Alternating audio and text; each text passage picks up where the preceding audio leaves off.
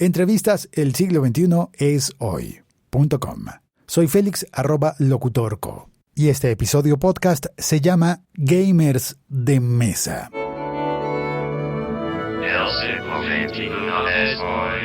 ¿Cómo podemos describir a las personas aficionadas a los juegos de mesa? En estos tiempos en los que todo tiene un nombre y una categoría, yo todavía no he encontrado un nombre contundentemente sonoro y fácil de recordar. Gamers de mesa. En realidad está en 2 idiomas, no pega.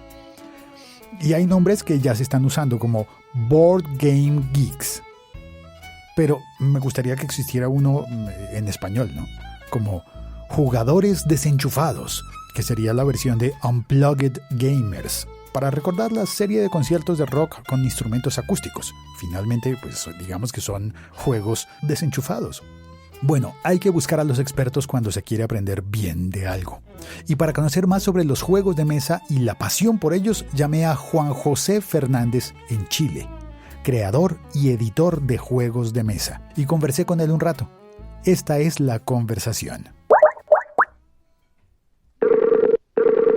¿Aló? Hola Juan José, ¿qué tal? Hola Félix, ¿cómo estás? Muy bien, gracias, muchas gracias. Terminando de escuchar tu último capítulo del podcast. Ah, caramba, qué vergüenza, hombre, no. Al principio de la grabación se oía un eco, algo que normalmente pasa cuando se llama a una computadora y no a un teléfono. ¿Tendrías de casualidad unos audífonos manos libres? No, creo que en el auto puedo tener, a ver, tengo acá. La verdad no pensé en ello.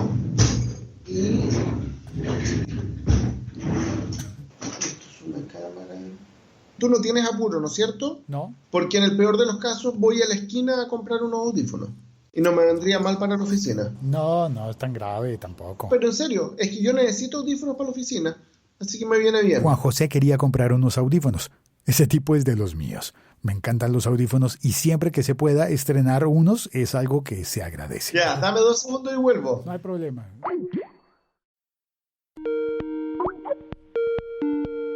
¿Se escucha? Se escucha bien. Hola Juan José, ¿cómo va todo? Todo bien. ¿Estamos estrenando audífonos? Estrenando audífonos. Perdón por haberte hecho salir a comprar unos audífonos. No era mi intención. Mira, la verdad es que desde que vivo en esta ciudad, cualquier cosa que me signifique caminar o salir es un agrado. Así que no hay problema. Un agrado. ¿Qué ciudad es? Vivo en San Fernando, al sur de Santiago, como a 1 hora y media de Santiago más o menos. Y si bien es una ciudad relativamente grande, todavía comparte mucho con el mundo rural.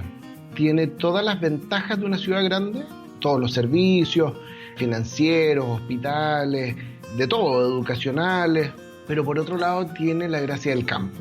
La comida más barata, las verduras, la fruta a precios espectaculares, el salir a caminar por un aire limpio y por parques bonitos, o a 5 minutos estar en la cordillera ya disfrutando de unas estrellas maravillosas en la noche. Entonces, bueno, es otro mundo, digamos. Eso suena muy bonito, pero también suena como a que vas a la esquina y no necesariamente encuentras una variedad de audífonos para comprar, ¿o sí? La verdad es que me demoré un poco porque cierran a la hora de almuerzo. La gente acá cierra sus locales y se va a dormir siesta.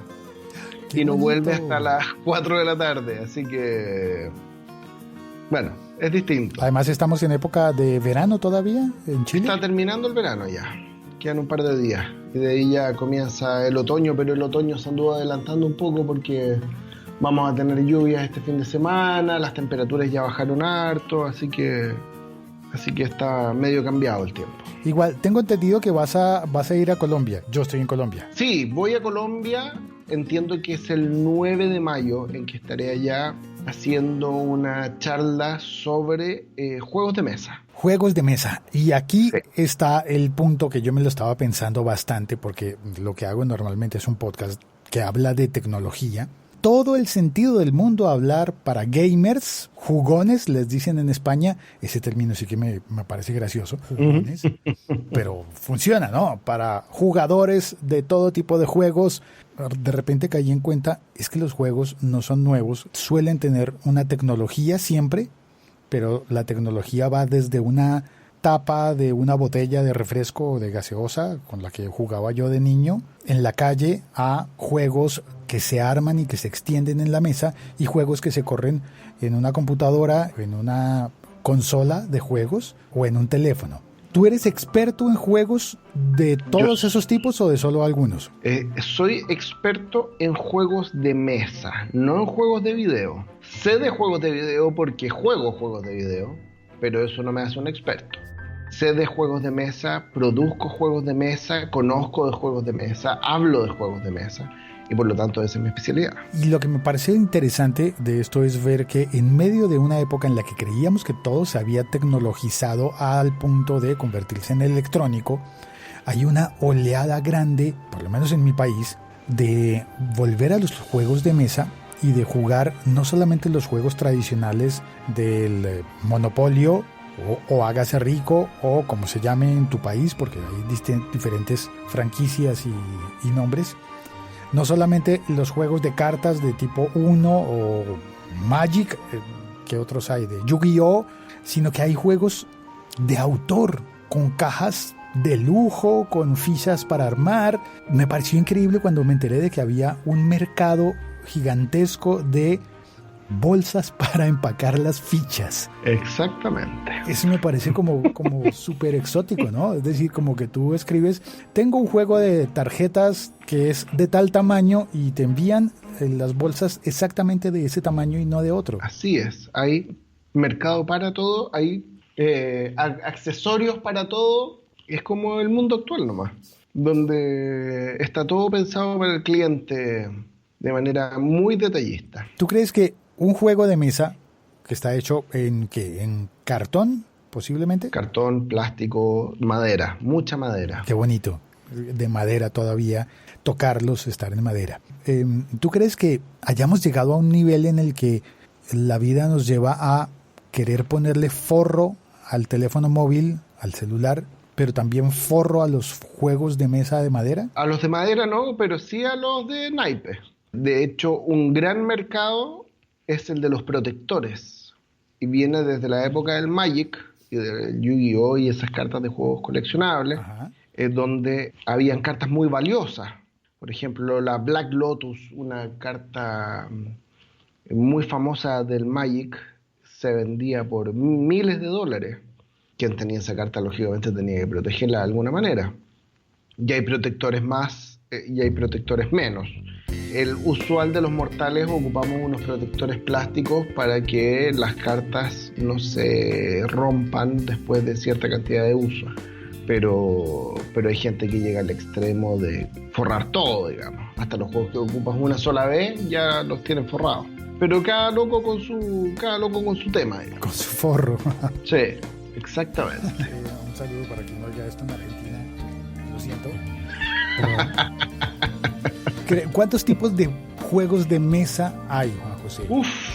Mira, te hago un resumen de cómo ha cambiado el mundo de aquí hace 30 años para que te hagas una idea. Ajá. El año 1979 se realiza por primera vez la ceremonia de premiación al juego del año en Alemania. El juego de mesa del año. Spiel des Jahres o Spiel des Jahres, así se llama, y donde se premia al mejor juego de mesa creado ese año, publicado ese año en Alemania. Y eso produjo un remesón tremendo en los juegos de mesa, especialmente en Alemania, que se mantuvo una tradición larga de juegos, porque con la aparición del Atari, de las consolas de juego y todo eso, los juegos de mesa que a principios de los 80 vendían 300.000 unidades, 400.000 unidades, pasaron a vender unas pocas miles a principios de los 90, mediados de los 90. Y era un mercado muy deprimido y salían muy pocos juegos al año. Entonces tú ibas a la feria de Essen, a la feria de Nuremberg, y te encontrabas con 30, 40, ya como mucho 80 títulos nuevos. Al año 2018 están saliendo alrededor de 3.500 a 4.000 juegos nuevos al año. Así ha cambiado el mercado. ¿Y es posible que haya gente para jugar todos esos juegos? ¿No puede haber una persona aficionada que diga voy a estrenar un juego nuevo cada día del año y aún así no tiene tiempo suficiente para probarlos todos? Exactamente. Y hay locos como yo que en algún momento de la vida compraron muchos juegos, más de 1.000 juegos, y que todavía no los termina de estrenar todos. Y tengo juegos cerrados desde hace 5 años, 6 años, y todavía no los he podido estrenar. ¿Pasará con los juegos como con las figuras de colección que supuestamente sin abrirlas cuestan más? Sí pasa. Sí pasa. Y hay juegos de colección. Si yo te hablara de juegos realmente valiosos, hay algunos que exceden los límites de la imaginación. Hay un juego, el Yati, que nunca salió a la venta público, un juego de la serie 3M. Antes la 3M, la que tú compras las cintas adhesivas y todas estas otras cosas para la casa, antes la 3M hacía juegos. Y durante los 60 y 70 sacó una línea de juegos preciosa, los bookshelf, que se paraban como libros en una revista. Y dentro de esa línea, el padre de los juegos de mesa modernos, que es, a mi gusto, Sid Sackson, tenía una gran participación en la edición de esos juegos. Y él estaba a cargo de estos juegos y le presentaron, no sé si era de él incluso, este juego que se llamaba Yati. Y se mandaron alrededor de 300 copias de preproducción a reviewers, a reseñadores, para que dieran... ¿Reseñadores son personas que juegan o que simplemente revisan el juego a ver cómo está construido? No sé. No, que hacen algún tipo de nota de prensa, dan alguna explicación en alguna revista, o son dueños de tiendas, alguien con alguna opinión formada sobre juegos. Estos personajes recibieron su juego, mandaron su opinión a la 3M y encontraron que el juego era malito. Y por lo tanto el juego nunca se produjo en masa. Al día de hoy encontrar una copia de Yati es un sueño, digamos, porque hay gente que se deshizo de sus Yati sin saber lo que tenía en las manos. Hasta hace unos años se vendían copias. Antes de la masividad de internet, se vendían copias por $3.000, $4.000. Actualmente, como ya se sabe de muchas copias dando vuelta, el valor ha ido bajando, pero alcanzó esos precios ridículos por un solo juego de mesa, que su costo de producción no debe haber sido más de $20 o $30. Y además que fue referenciado como juego malo. Pero si el valor no está en el juego mismo, está en completar la colección, porque el Yati te permite completar una colección de juegos bookshelf muy bonitos, y solamente el que tiene el Yati tiene realmente la colección completa. O sea, puede ser que yo quiera comprar el Yati, pero no para jugarlo, sino para valorizarlo. Para mirarlo, exactamente. Para decir, mira, tengo el Yati ahí en el armario ¿y cuándo lo vas a jugar? No, es muy malo.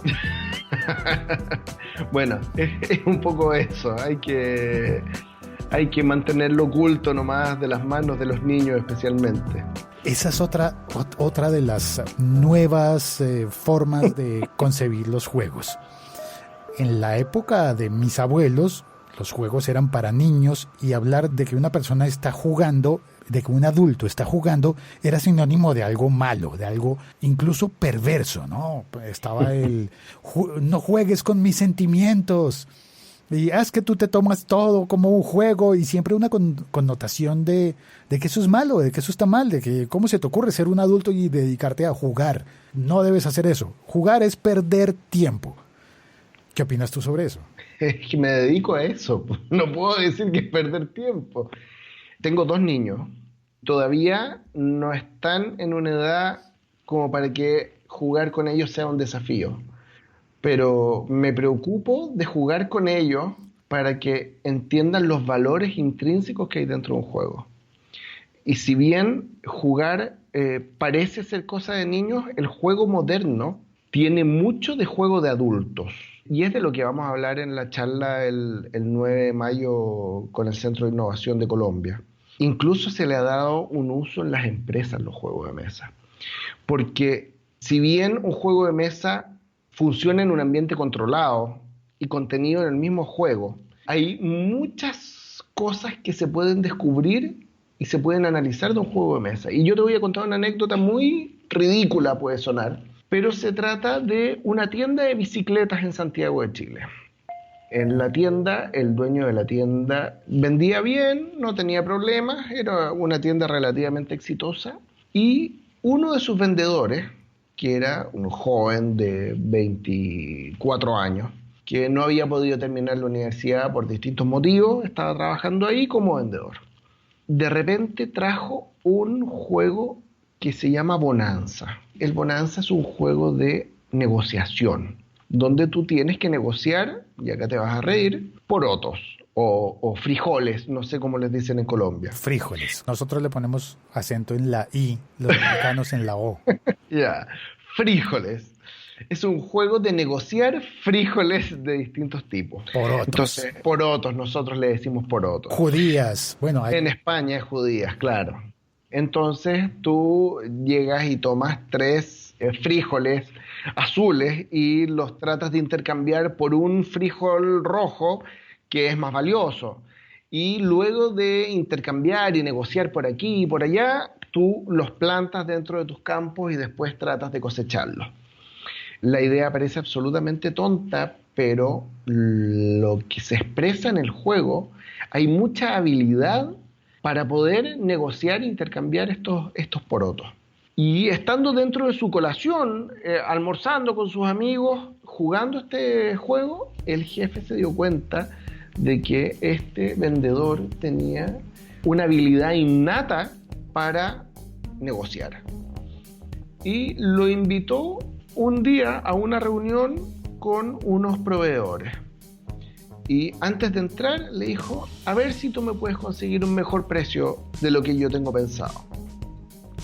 Y entró, y efectivamente, no me acuerdo para qué tipo de accesorio era, digamos, para inventar un poco la historia, porque no me acuerdo del detalle, habrán sido campanitas para bicicletas, y consiguió un 15% más bajo el valor de los productos. Y el jefe quedó fascinado. Y hasta el día de hoy, si bien sigue siendo vendedor, cumple otra función dentro de la empresa y le pagan un extra por los negocios que hace. Y a mí me parece fascinante eso. Y en el fondo las empresas tienen que poner ojo en las habilidades blandas o en aquellas que no quedan de manifiesto en una entrevista de trabajo, porque se pueden perder muchos valores, muchos talentos que no se vislumbran a primera vista. Claro, en una entrevista de trabajo no le puedes poner una prueba a alguien de cómo va a negociar los precios de los insumos para una industria. Se podría hacer una prueba jugando en... Yo creo que debe haber algún psicólogo que ya está implementando juegos de mesa para entrevistar a sus posibles candidatos. Las habilidades allí, como bien decías, habilidades blandas, cosas que no te enseñan en la escuela y además que no puedes identificar con la lógica de los deportes. Más rápido, más fuerte, más lejos, así ganas en los deportes. En los negocios puede ser distinto y en los juegos de mesa también es distinto. En un juego de video supongo que puedes ser más rápido, puedes ser más ágil, puedes incluso llegar a tener más experiencia, pero con los juegos de mesa tiene que ver la experiencia que tengas, pero también algo de intuición, ¿será? Sí, es que es distinto. Bueno, depende del juego, la verdad. Hay juegos para todo. Como bien dicen en los juegos de video, las habilidades van muy relacionadas con la rapidez mental, con los reflejos al apretar los comandos, y en otros casos no, donde se requiere un poco más de intuición o deducción. En los juegos de mesa pasa lo mismo, y acá, donde tú me decías antes, oye, pero ¿cómo han cambiado los juegos o cómo partieron hace tanto tiempo entre que yo jugaba con una tapita y el parqués, como entiendo que le dicen en Colombia, al ludo, como le decimos acá, o al monopolio? La verdad es que los juegos de mesa actuales potencian una cantidad de habilidades distintas impresionante. Y la cantidad de mecánicas distintas, uno habla de mecánicas, al componente principal del juego, que es el que le da el movimiento y la sazón. Por ejemplo, en el Monopolio, tú tienes que tirar el dado, mover y realizar una acción de compra o venta, ¿no es cierto? Y eventualmente, si juegas con las reglas originales que muchos olvidan, tienes que subastar la propiedad en la que caes en ese momento. Pero ahora hay juegos como el Colonos de Catán, que es el más famoso en estos momentos, que tienes que negociar con tus compañeros, tienes que conseguir recursos y tú hacer el uso más eficiente de los recursos que recibes para poder hacer crecer tu asentamiento dentro del tablero, para que este asentamiento se transforme en un pueblo y después en una ciudad, y con eso conseguir la mayor cantidad de puntos de victoria para poder ganar el juego. Y si te das cuenta, ya el vocabulario cambia y la cantidad de mecánicas involucradas también cambia. Los juegos ya no duran 6 horas o 5 horas como duraban antes. Ahora los juegos también puedes encontrar de 6 horas, pero hay un gran segmento de juegos de no más de 30 minutos, 1 hora. Entonces, la verdad es que la evolución ha sido un poco aterradoramente abismante. La evolución de los juegos de mesa, ¿son todos con tablero? No, y de hecho el término tablero ya es discutible. ¿Ya no se le dice así?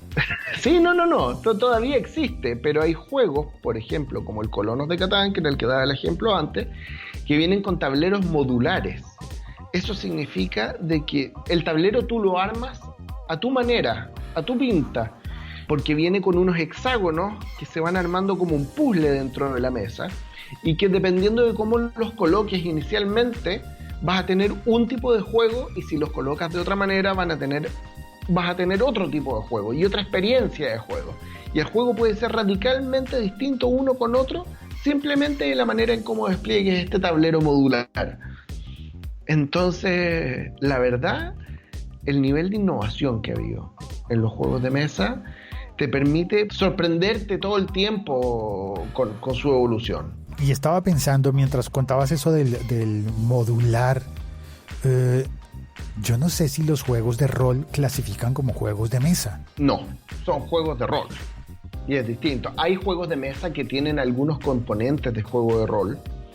Por ejemplo, los juegos donde tú tienes que encarnar algún personaje que tiene algún tipo de habilidad especial, que son juegos normalmente con miniaturas y que son juegos de aventuras, pero el concepto del rol es distinto porque los objetivos del juego son bastante más etéreos y la experiencia de juego es distinta porque es 100% imaginación. Acá en el juego de tablero tú estás interactuando con un componente físico que es el tablero. Una versión de Dungeons and Dragons en la que tú tienes que lanzar los dados y mover muñecos, ¿no es juego de mesa? Es que hay versiones de Dungeons and Dragons como juego de mesa y hay versión de Dungeons and Dragons como juego de rol. En el fondo el juego de rol tiene una dinámica distinta porque tú tienes un libro que es el corazón del juego. Probablemente necesites un par de dados y una hoja de estadísticas donde tienes a tu personaje, y hay una persona que es el máster, que es quien va dirigiendo el juego pero no participa de él, y que va dando los lineamientos del juego. Entonces, ahora va a pasar tal cosa según las instrucciones o como sea, y va dirigiendo la historia. En el juego de mesa está acotado a lo que te da el juego y a los objetivos del juego, y normalmente se agota en una tarde, digamos. A lo más un juego durar 6 horas, pero no más que eso. Un juego de rol puede durar meses. Por ahí va la diferencia. ¿En los dados hay diferencia también? ¿Juegos que usan dados y juegos que no? También ahí hay una anécdota muy curiosa. Porque los juegos normalmente ocupaban dados, ¿no es cierto? Hay un autor de juegos que se llama Wolfgang Kramer, que fue de los más innovadores en el mundo de los juegos de mesa por lejos. Este hombre, a principios de los 80, estaba inventando unas cosas que a nadie más se le ocurrían. Y dentro de sus juegos inventó un juego para niños que se llama Bike About, así en inglés, en alemán no me acuerdo el nombre, donde los niños podían mover la bicicleta hacia la izquierda o hacia la derecha, o hacia arriba o hacia abajo, pero no incluía un dado. Tenían que llegar a ciertos objetivos que estaban marcados con sus cartas. Se produce el juego, empieza a vender muy bien y le empiezan a llegar cartas de padres muy enojados diciendo que habían leído las instrucciones completas, que las habían entendido muy bien, pero que el juego venía sin el dado.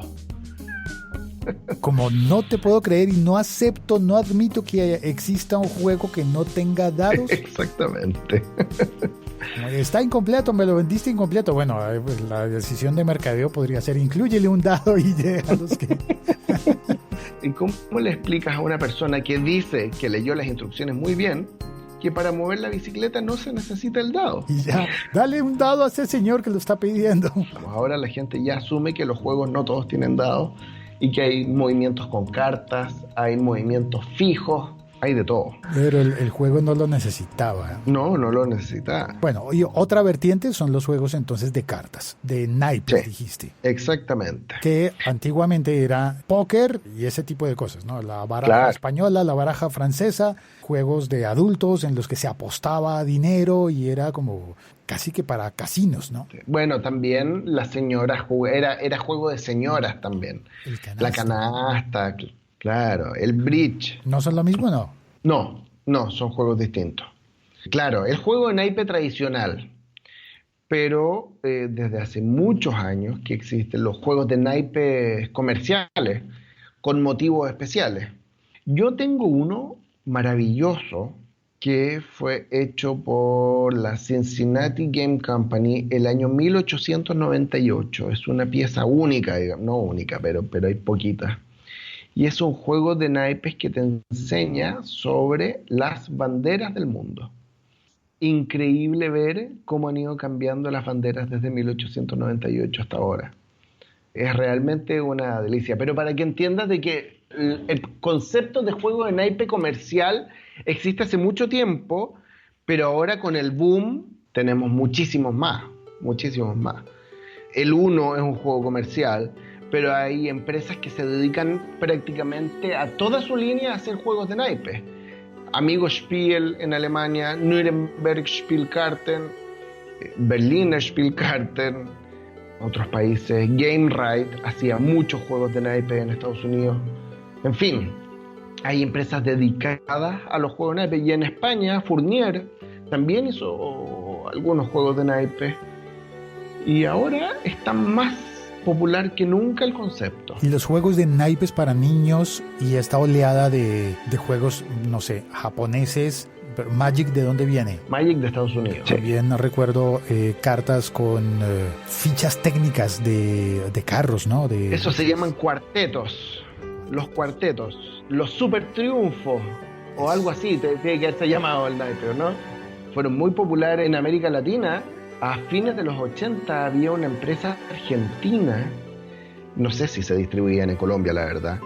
Puede haber sido unos similares de otra marca, no sé. Bueno, pueden haber ido más de una marca, la verdad, pero hacían estos naipes maravillosos donde tenías autos de rally, autos de carrera, aviones, naves espaciales, y después se fueron poniendo más creativos.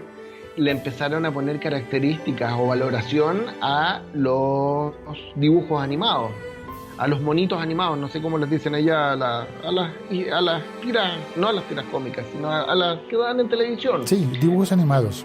Dibujos animados. Y entonces tenías a los Thundercats, y Leono tenía altura 1,90 m, fuerza, tal valoración.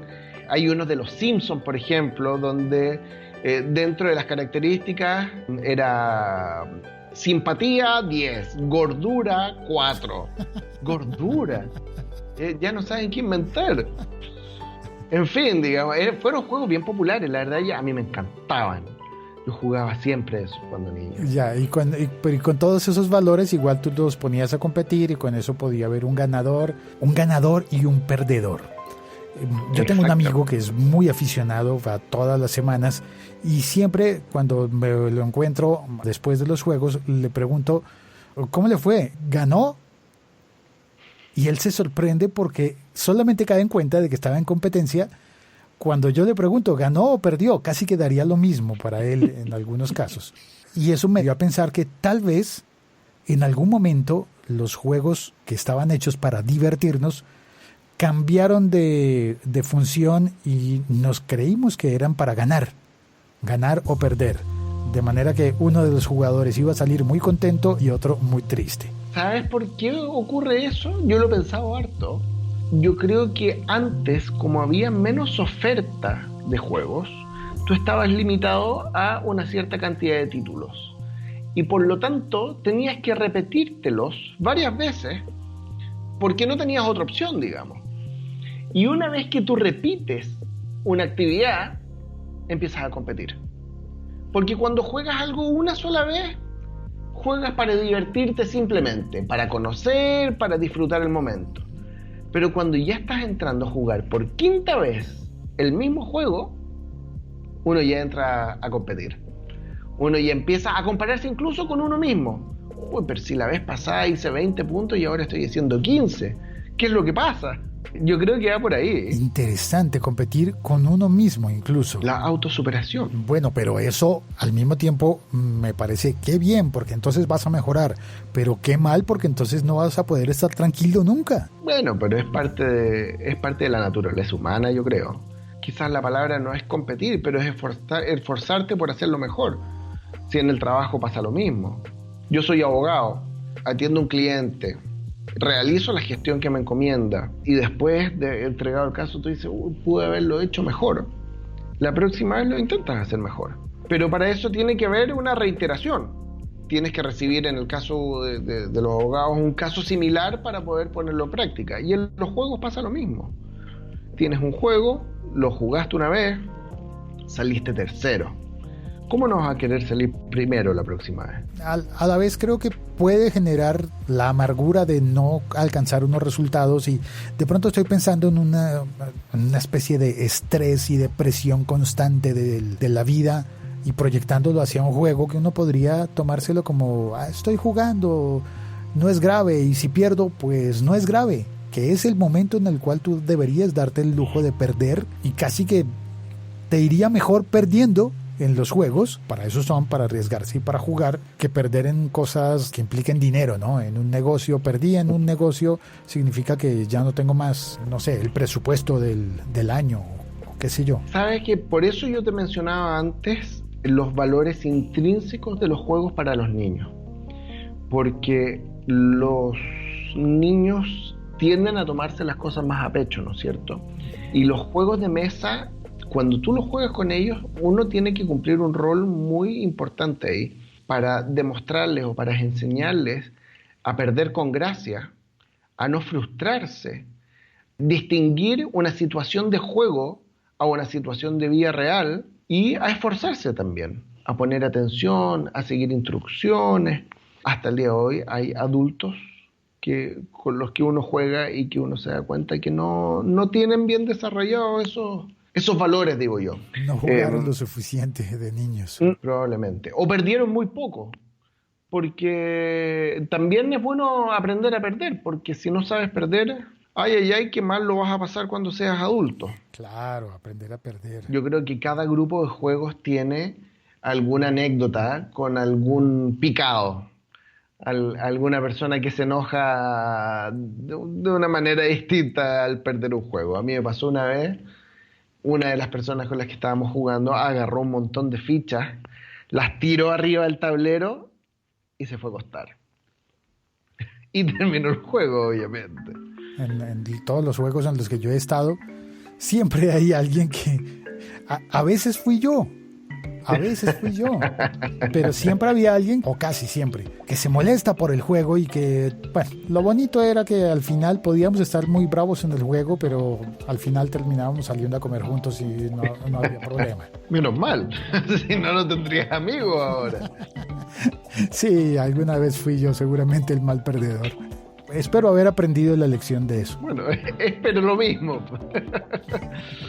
Uno espera eso también, y también cuando uno tiene niños espera que los niños también lo aprendan. Y los grandes ahora con todos estos juegos de mesa. Vale, pues Juan José, muchísimas gracias por la llamada, por conversar. Ya nos veremos en Bogotá y quiero aprender más sobre esto. Bueno, nos veremos cuando quieras. Siempre está Skype también, así que puede ser en cualquier momento, no solamente en Bogotá. En todo caso, dejo a todos invitados a que vayan a esta charla organizada por el Centro de Innovación, porque va a estar interesante. No solamente va a ser de juegos de tableros, sino de muchos otros aspectos de la innovación, como los juegos de video, o van a ir incluso organizadores de reality shows de televisión.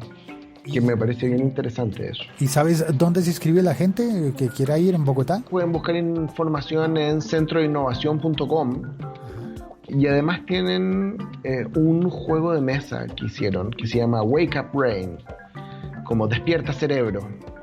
Así que por ahí también lo pueden buscar por ahí. Pero se ve bien entretenida esta charla y estoy con mucha ilusión de poder conocer a los bogotenses. ¿Bogotenses se llama la gente de Bogotá? No, ¿en serio? No. ¿Bogotanos? Eso sí. Ah, ya, bogotano. Es que no he estado nunca en Bogotá. He estado solamente en Cartagena, India, de vacaciones. Así que es mi primera vez allá. Vale, muy bien. Pues no importa, era por trolear, por tomar un poco el pelo, porque hay muchos. Hay muchos. Hay una población, por ejemplo, cerca de Bogotá que se llama Mariquita. ¿Ya? Y adivina pues cuál es el gentilicio. Ah, bueno. Acá también pasa mucho con algunos lugares. Ahí está Putaendo en Chile. Putaendo. ¿Y cuál es el gentilicio? No, putaendino debe ser. De hecho, yo en estos momentos vivo en un lugar que se llama Tinguiririca. Y trata de pronunciarlo y trata de buscarle un gentilicio a eso. Yo todavía no descubro cuál es el gentilicio de la gente de Tinguiririca. Tinguiririca. Sí. Vale, pues si alguien fuera de Colombia quiere saber cuál es el gentilicio de Mariquita, que me escriba por Twitter, @locutorco. Y si alguien quiere contactarte a ti, Juan José, ¿cómo lo hace? La verdad es que soy incontactable. No sé cómo lo lograron ustedes. No, por mi página de Board Game Geek, que es la base de datos de juegos más grande del mundo, por ahí también me pueden pillar. ¿Cómo se escribe? Board Game Geek. Board como de tablero. De tablero. Board, ¿sí? Voy a decirlo en castellanizado. Board Game Geek. Board Game Geek. BoardGameGeek.com. Okay. Y por último, encontrarán algún juego mío vendiéndose por ahí. ¿Qué significa algún juego mío? ¿Algún juego que yo haya hecho? Como autor, así como hablaba. Como autor, o como productor, o como editor. Igual que un libro. Está el que escribe el libro, el que lo edita, el que lo ordena, el que le pone la tapa bonita, el que lo manda a producir. Exactamente lo mismo. ¿Hay corrección de estilo para los juegos? También. Hay usos estándar. Cosas que hay que poner en una caja y que no te puedes olvidar. No se te vaya a olvidar poner peligro de asfixia, por ejemplo. Son cosas que incluso por ley están exigidas, al menos en nuestro país. Entiendo, si hay fichas pequeñas y si hay niños, bebés, advertir, este juego no es para menores de 3 años, cosas así. Exactamente, sí. ¿Y en Facebook como JJ o como Juan José? Juan José Fernández Quiroga, orgulloso de padre y de madre. Que no lo usan los gringos, ¿no? Solamente tiene un apellido. Acá ocupamos los dos, más fácil de identificar. Menos homónimos. Exactamente. Juan José, muchas gracias. Muchas gracias a ti, Félix. Nos estamos viendo, pues. No me vayas a dejar sin decirme el gentilicio del iriquitiquen Tinguiririca. Tinguiriricatense. Yo todavía no lo descubro. No. Y si tú te metes a Wikipedia, no aparece la explicación de la localidad. Aparece el río Tinguiririca, el volcán Tinguiririca, los baños termales del Tinguiririca y el club deportivo Tinguiririca. Pero el pueblo mismo, no hay link como para saber cuál es el gentilicio. Tinguiririca, bueno, ya me lo estoy aprendiendo. Saludos a todos por Tinguiririca. Chao, Félix, un gusto, adiós. Chao, cuelgo. Este podcast forma parte de laliga.fm. Gracias por oír este episodio y por compartirlo con todas las personas que conozcas y que creas que pueden disfrutar este episodio podcast.